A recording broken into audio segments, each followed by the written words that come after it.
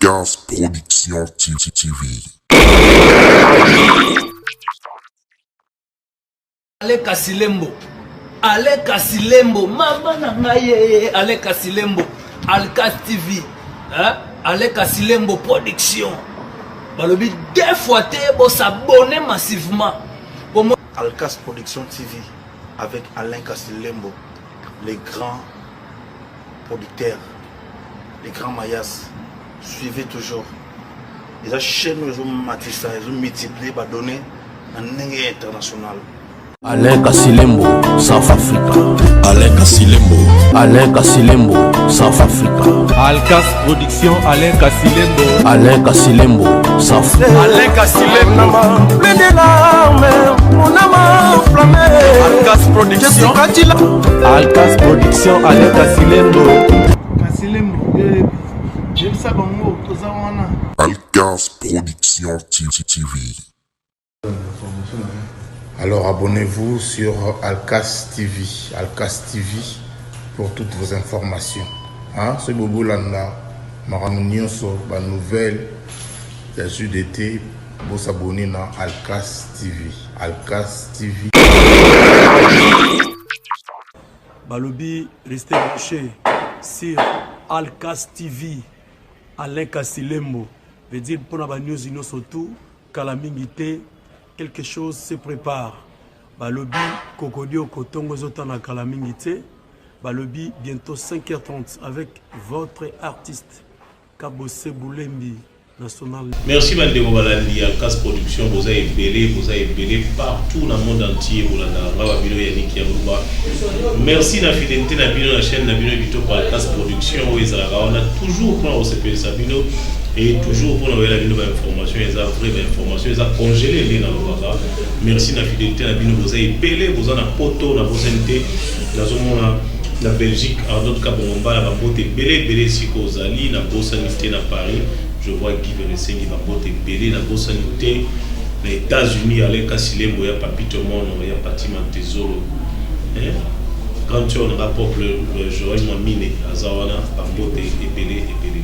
Fidèle internaute, merci na fidélité na bino et ça la rabino bien et ça la rapisopé bien et ça la rapébino bien.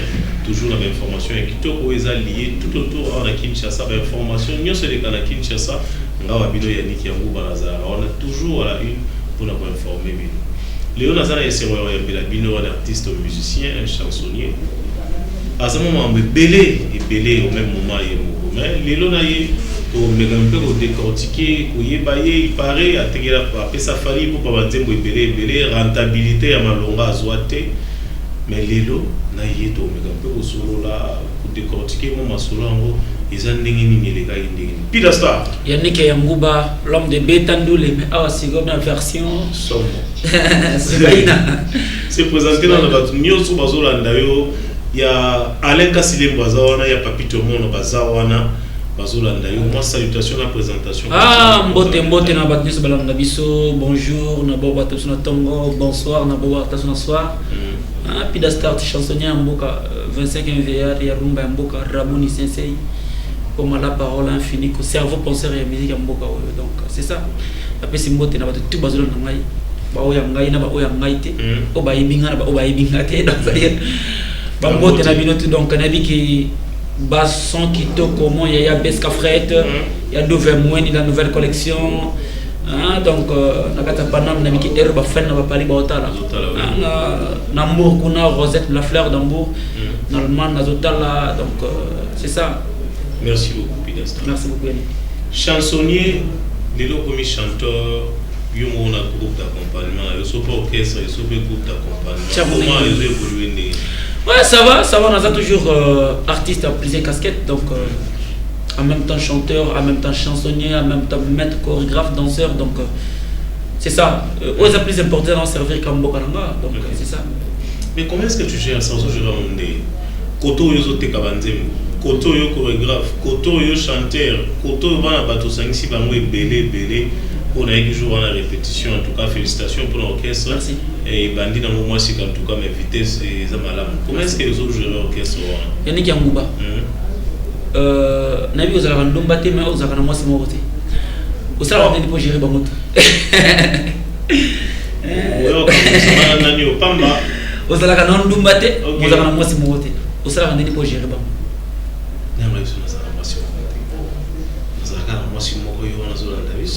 kombo nani mpona ndima mpenaki ozalaka na moko soki bandi bien fedi baquestion na yo baréponse na ngai bref zala mingi nde ekengi mpo yembi chansonnier cerveau penseur oyembi mpena le 25 VA c'est des moto oyo moto ezaka ntour quoi. En fait, non, j'ai mon PPL. On a dit qu'on dispatche le programme très bien. Nous avons une répétition. Déjà, on a commandé mon point commandé partout.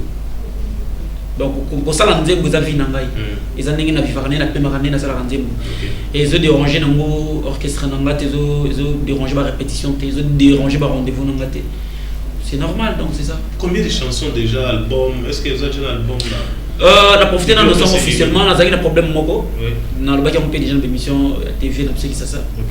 On a Congo Star TV, est-ce qu'il y a Salaka et on a ma chaîne Moussou. Donc, l'album on a un beau sommet.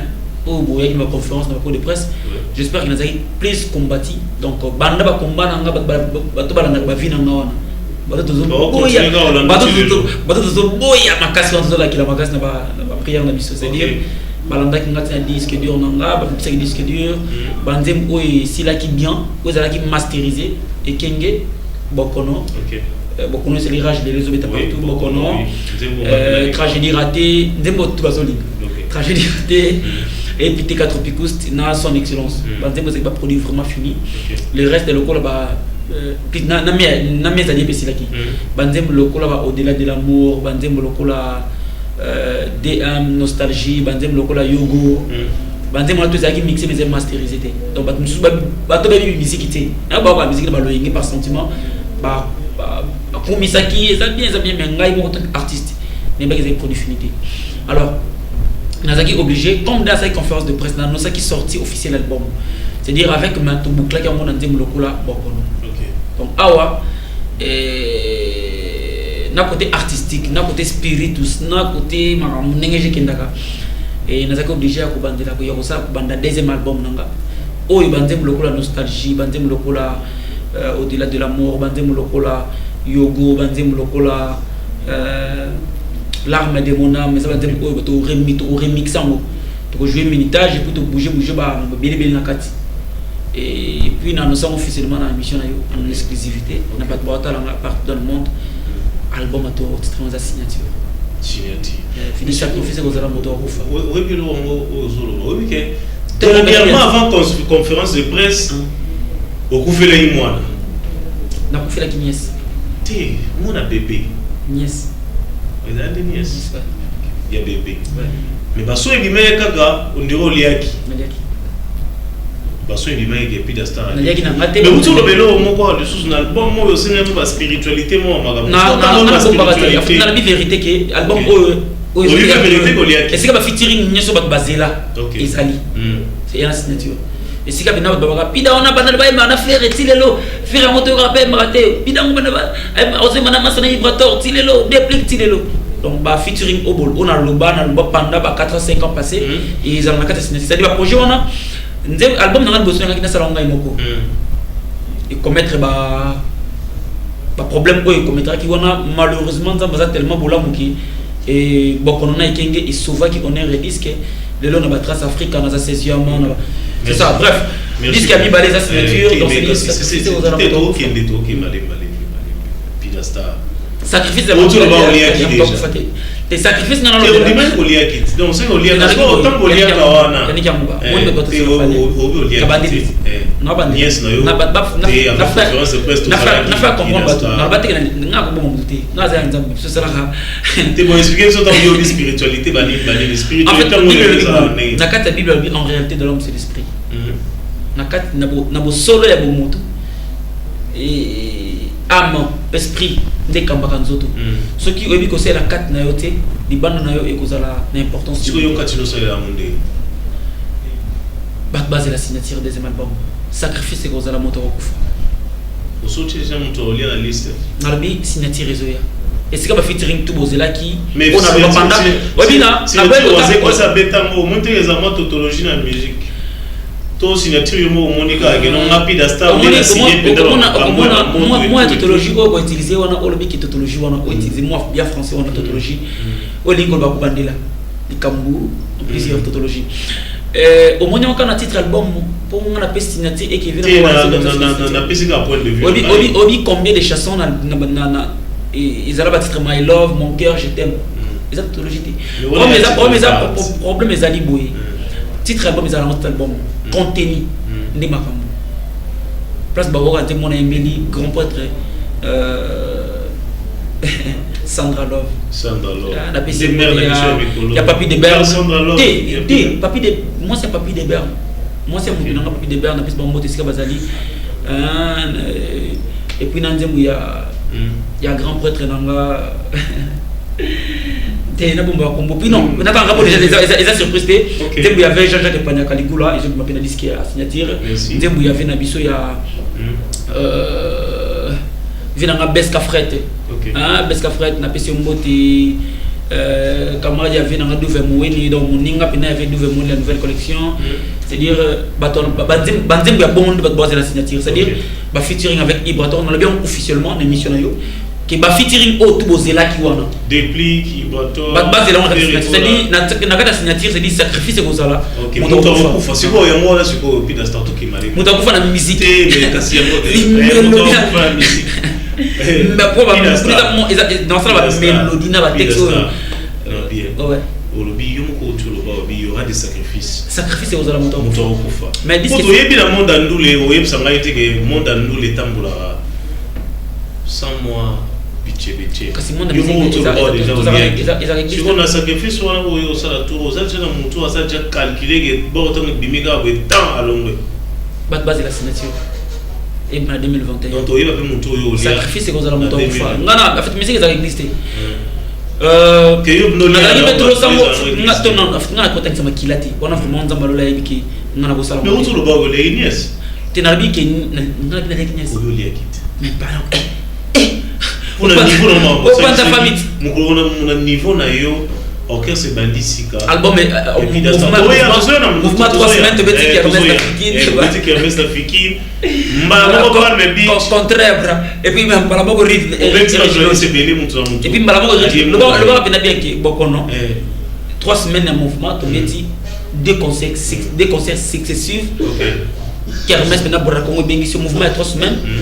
Et puis contrat na Eric Lodge na pesi ambassadeur Mouyej pas na ambassadeur Mouyej c'est na pesi autorité puis mboka et ce que ba konza mboka ba olia ko microscopie da star on beta na chaque week-end le monde aller malikolo te kuna isa chaque jeudi OK na za chaque jeudi na HOL na super lumba na za chaque samedi na Eric Lodge donc Eric Lodge alimentation jeudi na 24 et pas ambassadeur Mouyej ambassadeur Mouyej ko bina ambassadeur ya Kombote ambassadeur ya ambassadeur c'est-à-dire ambassadeur congolais Azana 38 ans d'expérience et vous allez ambassadeur. Donc on met de paner chaque samedi, il est rédiloge. Il y a un grand prêtre Nabiso général Kassongo. Celui qui Kassongo. Bon il a dit Kassongo. Après où il a dit. Donc ambassadeur donc Eric Loge nous avons chaque samedi puis chaque dimanche nous avons appel 8. OK, merci beaucoup Pidasta. Toko tasko na actualité to to bien mobaki si ya mario to. Non, conférence de presse au Pandimbo on va passer au whisky bele ba médicalier. Toko tasko na dossier a fallu poupa. Asani akufi. Est-ce que yo Asani au laboratoire. Voilà c'est. Le pesa fallu banzembo ebele mais ba to bele ba boya ra o tali se biso ko banzembo. Et ça la bien joué avec ça grand prêtre fallu aigle puis c'est pour Kazali. Autre ma rapide ça viendra. Pour y parler au côté un petit bacacho bani pour ils allaient passer mon mandat réclamer bon un politique à faire qui envers qui envers ton grand frère Fali pour pas yo li gato mata na maman un politique là donc au bien au fond ça na kitabu na ti basket na tu to mettre le solo là haut tu mettre le solo avant donc na péter dans sa carrière dans sa carrière na solo avec chansonnier au teka banzembo ebele banzembo neti le lobby da star o yo teka ou est convaincant mokili na coupa Fali poupa et plutôt kota ba ibrato obi nzemo na obi du monde benga qui se nomme repose un peu grand prêtre mon papa Wemba et Oman et grand musée obi ay baba cheke ba jiwat shomi na waya grand prêtre Wemba di shongo na tekele nzemo boy 6 millions ba souci be mana sermon na tellement comme obi du monde benga Kofi Olomide Agbada Sonia Mbili patron de la musique congolaise na commandé mo boy li paté ya bolingo ila nanga na mangani manani na to beli je t'en prie les bis na mon studio ben mon ancien sur Candy na PC Mbote c'est une de qui aujourd'hui mais va vivre on a peu obligé chose à chansonnier pour côté on ma chansonnier na nos amana ngaba ya ngaba ya pour amana ngaba pour va vivre Kofi et chansonnier na za congolais en fait na fait ngaba OK na fait na lemba na fait na ngaba na botem na ngalema na kol na ngiringir c'est-à-dire na un peu bika na za bika via que c'est ça na parler ya ngaba c'est-à-dire futelia olongo awa c'est ça parce que ba Kofi Olomide ba ronga zata tout suprême na PC Mbote na kuna tekante mte kuna na sala to sala contentieux disque contentieux donc ça titre album il y a ronga contentieux si kana ko ba bantim lo ko ba nourrisson bantim lo ko ba pene bantim lo ko ba double clic bantim lo ko ba ndoki ba wiya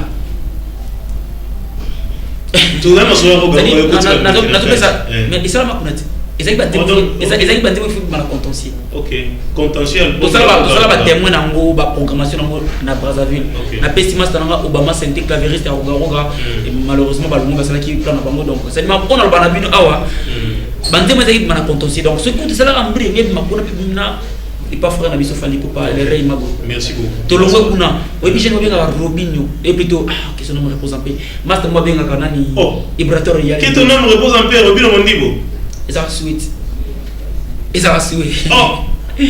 Ezara mo sweet. Ida sa wali oya ale. Ezara. Ya sa la bote ba teka ba ti journée mbandi. Ngana na lembat. Ngana différence ya 80. O ko tiro pe ba na école boy. Na boxeur judoka plein. Na ka boxeur judoka plein par ndule. Tape no apt.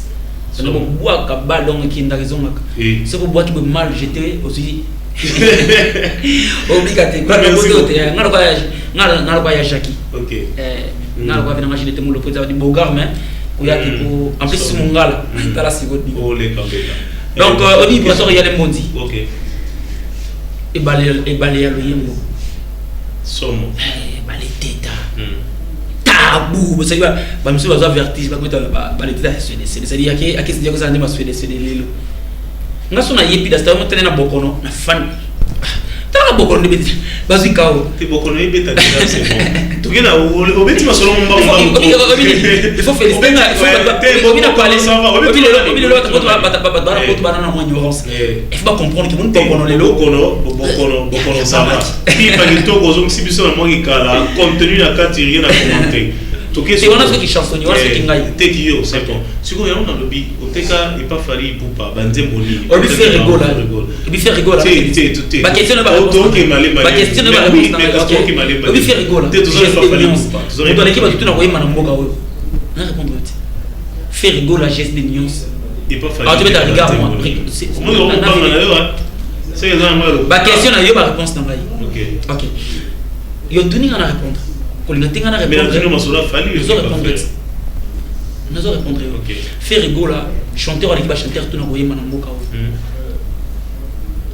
oyo tu me ça regarde écoutez beaucoup on a marché vous comprenez c'est-à-dire faire rigoler mais écraser bokonoto et bomber en moto et pandia moto et ça Pida Star bokono na komi 14e na Trace Africa 14e na Trace Africa félicitations merci beaucoup na Trace qui toko na za 3e na chanteur oyo azali ki neka chansonnier ateki na ba frère de Banzembo mais ayemba la beaucoup 3 semaines à pamba orchestre contrat na bras Congo na Betty Kermes na fiki mbala beaucoup ambassadeur je dis ambassadeur tous on est sur on a tout ngana zona dossier fali pupa Banzembo nini te Pida Star Banzembo nini oyo Pida Star oteki la fali pupa potanga ngamba ngondo ki oni ni fe lelo aleka silembo vena fali pasalioni elle rey mago hen Banzembo nini yo pesa fali pupa na pesi Banzembo pe moniki neti ya liboso natanga liboso na sukat sopeka sombela ngai kabela ngai meko pimela ngate yom to sombela ngai pesa ngai kab moi ce c'est na 2005 moi ce côté bele bébé qui boza ba musicien na vie Pida Star déjà teka Banzembo ça la ba section parce que na 2005 wana notre teka la vie na ngabine na basse moustiquaire pour toi c'est somme parce que yo pense teka moustiquaire auteur compositeur ngai bin na basse na vu na Haïti quoi kasi nzema monstiqueur on nzema sopeka parce que natekela onde binda bast parce que moko moko kimpanti wana c'est série wana na 2005 wana parce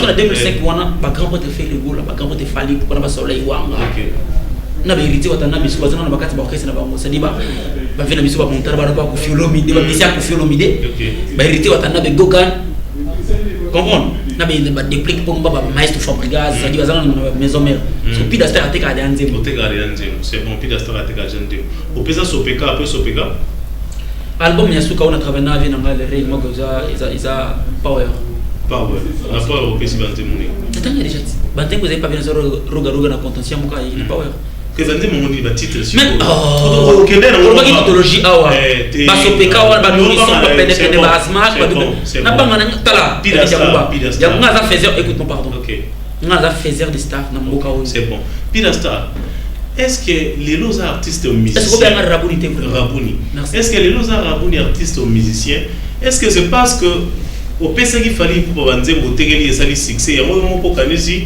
que ce que ça musique les lots banzemo ra au pesa wana oteka o esala succès que par mo pe est-ce que Miki tango betal sur la vela sofali poupa ou mbinga ou parler si fali poupa ya na pardon maintenant expliquer OK na travailler na papa wimba ekumani mais c'est quoi papa pardon vraiment papa soit qui dans parler papa oui moi tout na ngapida on a ça elo ma question est celle-ci sur le Pidastar vous avez papa oui ma tout na ngai Pidastar pepida petit nakende papa oui mara comment 6 millions ba na studio OK na comment nzemu lokola est-ce que le fait de 6 millions de succès ça succès et là c'est que yo na za chansonnier mieux payé na za le mieux payé ya mboka ngamba est-ce ba OK mais parce que là comment na sokoda ndena na bien écouter que son nom repose en paix on va sur la Pidastar autant pas splendeur na bien écouter mais valider cash on va ça et son nom repose en paix on a massa on a soda tant on a bête on a fan na vie na fali coupa ya fan na vie na so fait de gola tu sais ngana guerre parce que tu n'as gagné kaka a pour moi au cerveau penseur au manque danser est-ce que vous beba na point na fali tu vas m'expliquer aussi ngana za on qui na sokoda na za chansonnier le mieux payé ya mboka autant se battre aux télévision les gens nous regardent non ça peut-être mango beauté OK nous avons chansonnier le mieux payé à RDC donc RDC et des pharmacies je vends plus de 200 chansons OK tant que y barati 100 et quelques ça succès mais c'est comment musicien ça te pour non ça on ngai pour na combattre yo pour expliquer OK mais na laxi bon ki ngana za makila ya ba champion ngana za te mutu apesa banzemu et puis asali ya raté na bimisi bokono awa et comme 13e na trace Africa lelo naza 4e na trace kitoko na bibian biblack la Congo Star TV na likaka bien vous comprenez bokono lelo na eu chance ya ko signer ba contrat tina bra Congo o bato mususu basala ba orchestre depuis baza ba contrat wana te et ça te po na yebana ki na ba relation kuna te et ça pour œuvre na sali et ça bi ba tali ba apprécier ba contacter nga vous comprenez il y a mon deuxième album on a ça déjà na bandi ba enregistrement titre na signature ça veut dire sacrifice que vous allez monter au coup vous comprenez na bandi cause de la stabilité et il y a qui m'a empêché fan de ce qu'on fait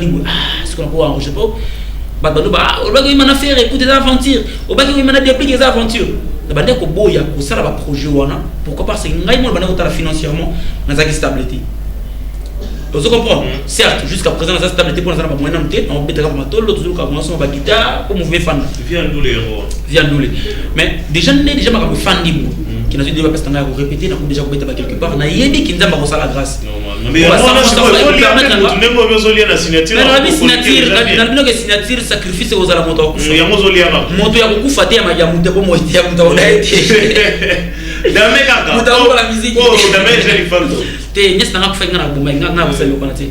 Ngana chrétien donc c'est à dire base la sacrifice c'est-à-dire moto kukufa makile kutanga. Makile moto ya musique. Moto na kukufa musique, ça dit musique tellement à la hauteur. Qui tombe au final ton comprendre que Pidastar a lié na pour ça. Et même pas musali ça makito. Pidastar s'il faut dire un mot na ba gnoso bala ndibiso programme en mouvement ba remerciement na yo to kabona na yiki mbala sima na yiki lelo na tokisio mo trop.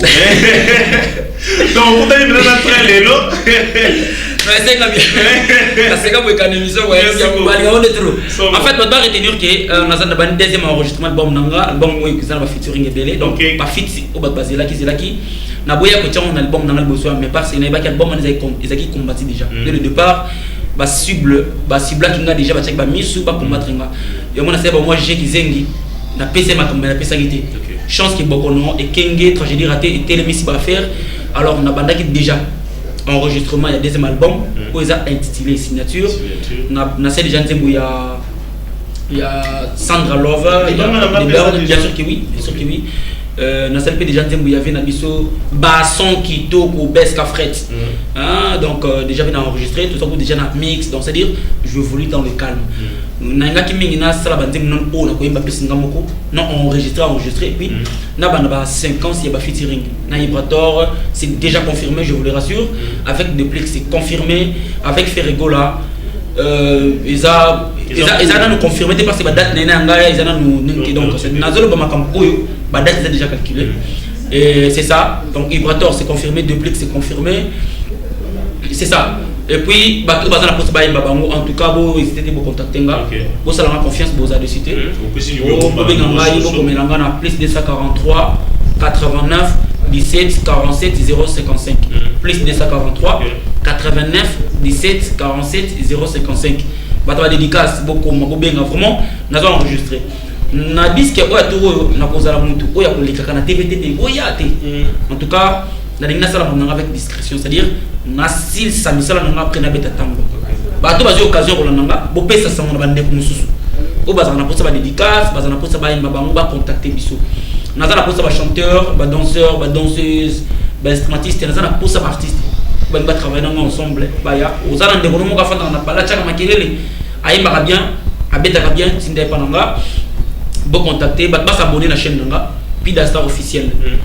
Bo télécharger ba tube pour na kati donc Bokono o o pesima bambolelo Bokono ba Kenge zawana ba tragédie ratée ba Pitika Tropicous ba larme de mon âme malheureusement to longol ba tube mususu donc ba larme de mon âme au-delà de l'amour réseau longa pour ma rectification vous avez le tricascopie Pitika Tropicous bon wana nzembo ya grand portrait on les a mon to sala mo ouais en fait ils ont mot inventé par Ngai Moko en fait Pitika Tropicous ils a expression na personne beaucoup maintenant quand on a expliquer comment eza expression il y a amour homme tazoko ko exprimer sentiment homme tazoko ko Pitika Tropicous en fait eza Pitika Tropicous eza l'inobertisation ce qu'on s'appelle le mot c'est que ça l'inobertisé par l'inobertisateur l'inobertisation c'est français ils ont inventé par moi c'est du bon qu'on a dit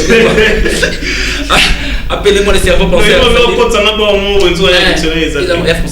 mais c'est des français l'inobertisation merci beaucoup à voilà vous avez belé vous avez belé Orlando Bisso artiste na bino Pida Star ndi boyo ki chansonnier atekela fali pour babanzembo belé tika baba oui tika ba si millions ba souci tika ba œuvre on a sala tika ba œuvre on a sala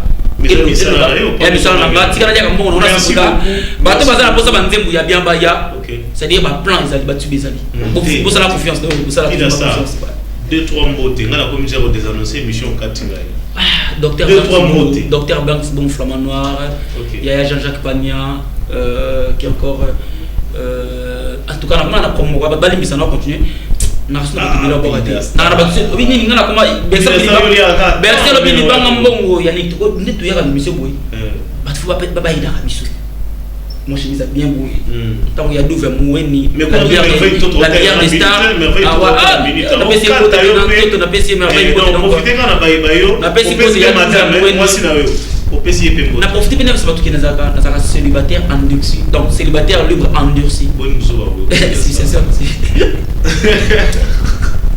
alors qui m'a défini les gens pour comprendre to ivana na bongo ah non comment on a dit vous avez belé Orlando na pesi jili ko ngoko na pesi émission na bino kitoko nde na sepesa na bino esa la bino bien esa la bino kitoko ba yani kiamuba yani merci to mona ni pardon yani papa te dire que na célibataire yani ça ni nyango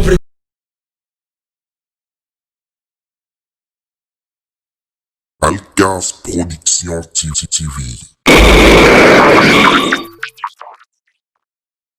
Ale Kasilembo. Ale Kasilembo. Maman nangaye. Ale Kasilembo. Alkas TV. Ale Kasilembo Production. Balobi deux fois pour s'abonner massivement. Alkas Production TV avec Alain Kasilembo, les grands producteurs, les grands mayas. Suivez toujours. Les chaînes ils ont matissé, ils ont multiplié, donné un international. Alain Kasilembo, South Africa. Alain Kasilembo. Alain Kasilembo, South Africa. Alkas Production, Alain Kasilembo. Alain Kasilembo, South Africa. Alain Kasilembo. Alkas Production. Alkas Production, Alain Kasilembo.